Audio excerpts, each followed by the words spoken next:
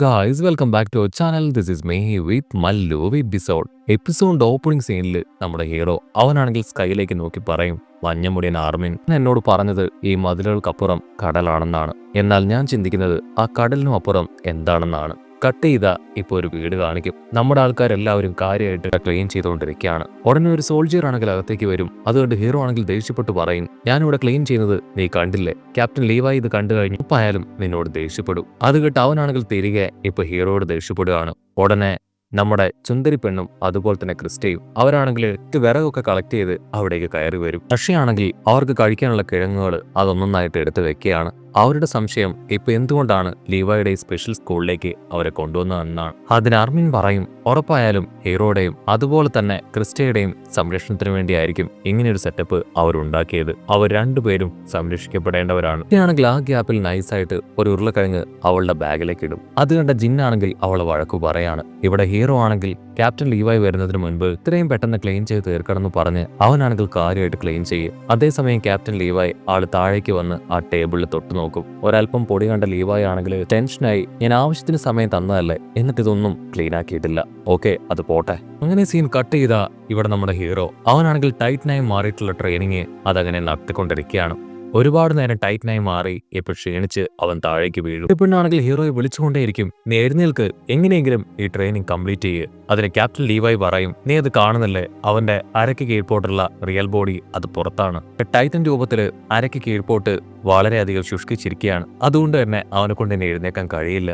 എനിക്കത് കാണാം, പക്ഷെ എങ്ങനെയെങ്കിലും അവൻ ഈ ട്രെയിനിങ് അത് കംപ്ലീറ്റ് ചെയ്യണമെന്ന് പറയും. ആ സമയത്ത് ചുന്ദരിപ്പെണ്ണ മിക്കാസയാണെങ്കിൽ അവിടേക്ക് വന്ന് ഹീറോയെ ഹെൽപ്പ് ചെയ്യാൻ ശ്രമിക്കുകയാണ്. കണ്ണാടിപ്പെണ്ണിനും ലീവായ്ക്കും അത്രയ്ക്ക് അങ്ങോട്ട് ഇഷ്ടപ്പെടില്ല. ഈ പെണ്ണിന് വേറെ പണിയൊന്നുമില്ലേ, ഇവൾക്ക് ശിക്ഷ കൊടുക്കാനുള്ള സമയം അത് അതിക്രമിച്ചു കഴിഞ്ഞു എന്ന് പറയും. ഇവിടെ മിക്കാസയാണെങ്കിൽ കൊള്ളുന്ന ആ ടൈറ്റൻ ശരീരത്തിൽ നിന്ന് ഹീറോയെ അങ്ങനെ വേർപെടുത്തി എടുക്കാനായിട്ട് ശ്രമിക്കുകയാണ്. അവന്റെ ബോഡിയിലാണെങ്കിൽ ഇപ്പൊ ഒരുപാട് ബ്ലഡ് അങ്ങനെ തുളുമ്പും. അവന്റെ മുഖത്തിന്റെ ഒരു ഭാഗം അങ്ങനെ ഇളകി വരികയാണ്. അവളെ കൊണ്ടാണെങ്കിൽ ഒരുപാട് പ്രയാസപ്പെട്ട് മാത്രമായിരിക്കും ഹീറോയെ ഇളക്കിയെടുക്കാൻ സാധിക്കുക. അങ്ങനെ കണ്ണാടി പെണ്ണ് സഹായിക്കാനായിട്ട് താഴേക്ക് വന്ന് ഹീറോയെ വലിച്ചു പറിച്ചെടുക്കുകയാണ്. ഇവിടെ ലീവായി ആണെങ്കിൽ മഞ്ഞമുടിയൻ ആർമിനോട് പറയും, ആ ഹോർണിംഗ് പ്രോസസ്സ് അത് ഒരുപാട് സമയം എടുക്കുമെന്നാണ് തോന്നുന്നത്. അൾട്ടിമേറ്റ്ലി നമുക്ക് എർവിനെ ആവശ്യമുണ്ട്, അവനെ കൊണ്ട് മാത്രമേ അതൊക്കെ ചെയ്യാനായിട്ട് കഴിയൂ.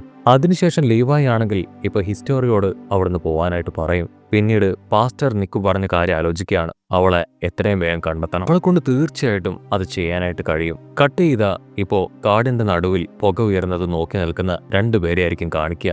അതിനുശേഷം ഇപ്പൊ ട്രസ്റ്റ് നഗരമായിരിക്കും കാണിക്കുക.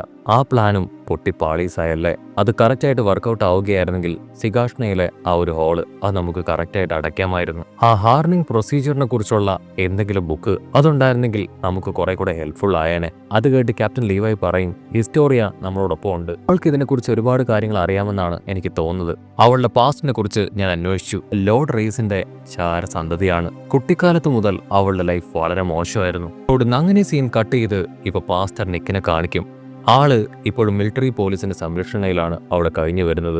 ഉടനെ ഡോർ ആരോ നോക്കുകയും കാര്യമായിട്ട് ചിന്തിച്ചുകൊണ്ടിരുന്ന പാസ്റ്റർ ആണെങ്കിൽ ഞെട്ടി തിരിഞ്ഞു നോക്കും. അവിടുന്ന് അങ്ങനെ ബ്ലാക്ക് ഔട്ട് ചെയ്ത ഒരു ദിവസത്തെ നീണ്ട ഉറക്കത്തിന് ശേഷം ഹീറോ എഴുന്നേൽക്കും. കാരണമാണ് മതിലിലെ ദ്വാരം അത് അടയ്ക്കാൻ കഴിയാഞ്ഞത്. അത് കേട്ട് ബാക്കിയുള്ളവർ പറയും, നീ വെറുതെ സ്വയം കുറ്റപ്പെടുത്താൻ നിൽക്കരുത്. കോണിയാണെങ്കിൽ തീർത്തു പറയും, ആ ഒരു കൊരങ്ങൻ ടൈറ്റൻ അവനാണ് എന്റെ ലക്ഷ്യം, എനിക്ക് എങ്ങനെയെങ്കിലും അവനെ തകർക്കണം. അതിനുശേഷം അവനാണെങ്കിൽ ഇപ്പൊ മിക്കാസയും വിളിച്ച് ഇവിടുന്ന് പുറത്തേക്ക് പോവാണ്. ഹീറോയും അവിടെയുള്ളവരും ഇപ്പൊ കാര്യമായിട്ടുള്ള കുക്കിങ്ങിൽ ഏർപ്പെടും. ക്രിസ്റ്റി ആണെങ്കിൽ ഹീറോയോട് പറയും, എനിക്ക് അവളെ രക്ഷിക്കാൻ കഴിയാത്തതിൽ ഒരുപാട് വിഷമമുണ്ട്, പക്ഷേ അവളുടെ വിധി അത് ശരിക്കും ഏറ്റെടുത്തതാണ്.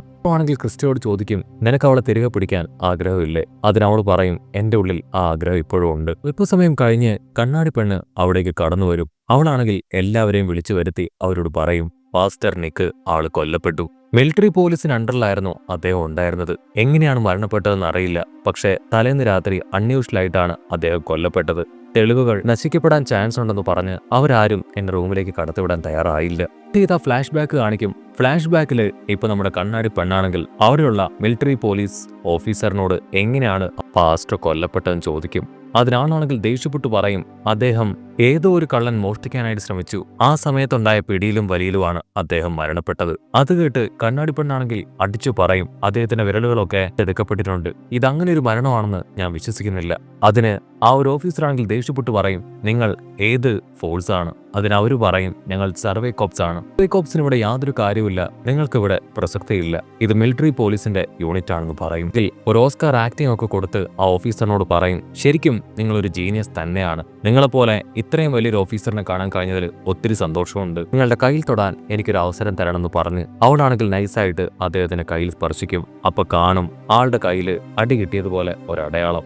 അവളാണെങ്കിൽ ഓഫീസറിന്റെ അടുത്ത് ചോദിക്കും മോഷണം നടക്കാൻ മാത്രം നിക്കിന്റെ അടുത്ത് അത്രയും വാല്യുബിൾ ആയിട്ടുള്ള എന്തെങ്കിലും ഉണ്ടായിരുന്നോ? അതിന് ഓഫീസറാണെങ്കിൽ ടെൻഷനാവും. അദ്ദേഹം ഒരു പാസ്റ്റർ അല്ലേ, അദ്ദേഹത്തിന്റെ കയ്യിൽ വാല്യുബിൾ ആയിട്ടുള്ള ഒരുപാട് സാധനങ്ങൾ ഉണ്ടാവും. അത് കേട്ട് അവള് പറയും അദ്ദേഹം എന്റെ നല്ലൊരു ഫ്രണ്ടായിരുന്നു, ഉറപ്പായാലും അത് ചെയ്തയാളെ കണ്ടെത്തണം, കണ്ടെത്തി കഴിഞ്ഞാൽ ഈ കാര്യം അവനോട് പറയണം, അദ്ദേഹം അനുഭവിച്ച നരകയാതന അവനെ കൊണ്ട് ഞാൻ അനുഭവിപ്പിക്കും.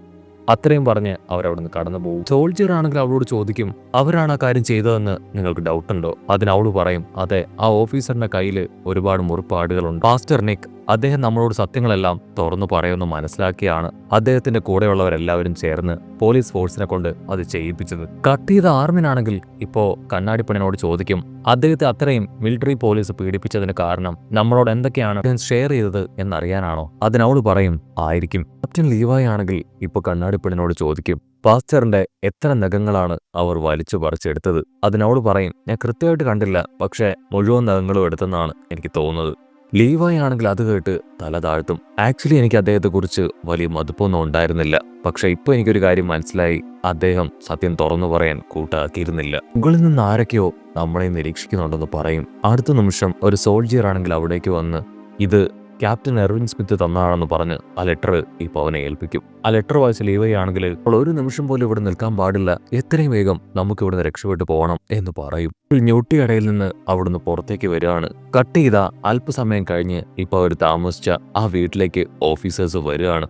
മലയ്ക്ക് മുകളിലിരുന്ന് അവർ ആ കാര്യം കാണും. ഓ ജസ്റ്റ് മിസ്, നമ്മളപ്പോ തന്നെ ഒന്നും ഇറങ്ങിയിട്ടില്ലായിരുന്നുവെങ്കിൽ അവരുടെ കയ്യിൽ പെട്ടുപോയേനെ. ഉടനെ ക്യാപ്റ്റൻ ലീവായി പറയും ആ പെൺകുട്ടി എനിക്ക് തന്ന റിപ്പോർട്ടിനകത്തുള്ളത് ക്രിസ്റ്റയെയും നമ്മുടെ ഹീറോ പയ്യനെയും അവരെ രണ്ടുപേരെയും ഗവൺമെന്റിനെ ഏൽപ്പിക്കാനുള്ള ഓർഡർ വന്നു എന്നാണ്. ആ ഒരു ഓർഡർ വന്ന ഉടൻ തന്നെ ക്യാപ്റ്റൻ എർവിൻ സ്മിത്തിനെ അവർ അറസ്റ്റ് ചെയ്തു. കണ്ണാടിപ്പെണ്ണാണെങ്കിൽ ഷോക്കാവും, അവരെന്തിനാണ് ക്രിമിനൽസിനോട് എന്ന വണ്ണം നമ്മളോട് പെരുമാറുന്നത്? മാത്രമല്ല ക്രിസ്റ്റയെയും നമ്മുടെ ഹീറോ പയ്യനെയും അവർ രണ്ടുപേരെയും ജീവനോടുകൂടെ വേണമെന്നാണ് അവർ പറയുന്നത്. ഇതിന്റെ അർത്ഥം എന്താണെന്നും എനിക്ക് മനസ്സിലാവുന്നില്ല. ശത്രുക്കൾ അവരിപ്പോ മുഖം കാണിച്ച് പുറത്തേക്ക് വരാൻ തുടങ്ങിക്കഴിഞ്ഞിരിക്കുന്നു. നോക്കി നിന്നിട്ട് കാര്യമില്ല, എത്രയും വേഗം ട്രസ്റ്റ് നഗരത്തിലേക്ക് പോകണം. അത് കേട്ട് എല്ലാവരും ഞെട്ടും. അവിടെയാണ് ഈ പ്രശ്നങ്ങളെല്ലാം നടക്കുന്നത്. അതിന് ലീവായി പറയും ഇപ്പൊ നമ്മൾ അവിടേക്ക് പോകുന്നത് തന്നെയാണ് ഏറ്റവും നല്ലത്. എന്തെങ്കിലും പ്രശ്നമുണ്ടായ 3D ഗിയർ മാനുവൽ അതുപയോഗിച്ച് നമുക്ക് രക്ഷപ്പെടാനായിട്ട് ശ്രമിക്കാം. ഇതിന്റെ പുറകിലുള്ള യഥാർത്ഥ ശത്രുക്കളെ എനിക്ക് കണ്ടുപിടിച്ചേ പറ്റൂ. കണ്ണാടി പെണ്ണ് കുറച്ച് സൈനികരെ എനിക്ക് താ. ഉടനെ കണ്ണാടി പെണ്ണാണെങ്കിൽ കുറച്ച് സൈനികരെ അവന് വിട്ടുകൊടുക്കും. മൊബ്ലിൻ നീ എന്റെ കൂടെ വരണം, എനിക്ക് എർവിൻ സ്മിത്തിന്റെ അടുത്തേക്ക് പോകണം. ഹീറോ ആണെങ്കിൽ ഇപ്പോ അവൻ ബർണോൾഡും റെയ്നറും പറഞ്ഞ ചില കാര്യങ്ങൾ അത് അടയാളപ്പെടുത്തിയ ഒരു പേപ്പർ കണ്ണാടി പെണ്ണിന് കൊടുക്കും. ഞാനത് ചെക്ക് ചെയ്തോളാന്ന് പറഞ്ഞ് അവൾ അവിടുന്ന് കടന്നു പോവാണ്. കട്ട് ചെയ്ത 2 പേര് അവരാണെങ്കിൽ ഗണ്ണൊക്കെ വെച്ച് ആൾക്കാർ താമസിച്ചിരുന്ന ആ വീട്ടിലേക്ക് കടന്നു വരികയാണ്. അപ്പോഴായിരിക്കും മറ്റൊരു കാര്യം അത് വെളിവാക്കപ്പെടുക. ടൈറ്റൻസിന് വലിയ ശരീരമാണുള്ളത്. അവരുടെ ആ ഒരു മർമ്മം അത് ഏകദേശം സിമിലർ ആണ്. 1 മീറ്റർ നീളവും 10 സെന്റിമീറ്റർ വീതിയുള്ള ആ മർമ്മത്തിൽ ആഞ്ഞടിക്കുകയോ തകർക്കുകയോ ചെയ്തിട്ടുണ്ടെങ്കിൽ പിന്നീട് ടൈറ്റൻസിനെ റീജനറേറ്റ് ചെയ്യാനായിട്ട് കഴിയില്ല. അവിടുന്ന് അങ്ങനെ ബ്ലാക്ക് ഔട്ട് ചെയ്ത ഇപ്പൊ നമ്മുടെ ആൾക്കാരാണെങ്കിൽ ആ ഒരു പട്ടണത്തിലേക്ക് എത്തിയിരിക്കുകയാണ്.